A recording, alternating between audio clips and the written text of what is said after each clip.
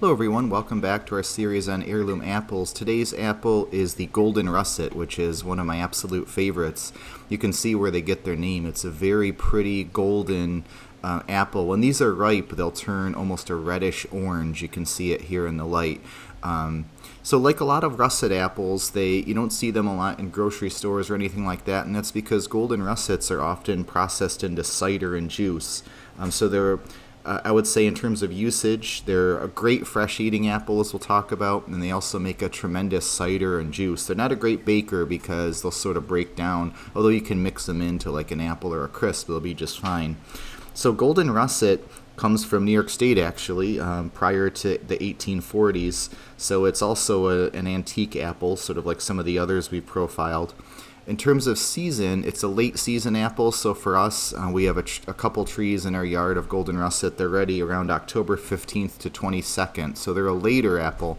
But if you let them sit on the tree until they turn that golden orange color, there's a huge difference in the quality of the flavor. So let's get into the taste test.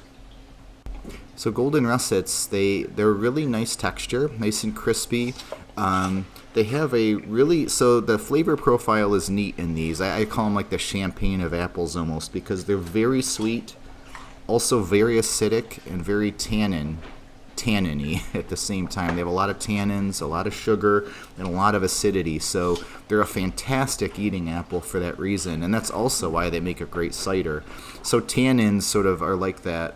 The best way to describe it is kind of like a black tea kind of flavor, although that's not exactly what it tastes like, but that quality to the fruit.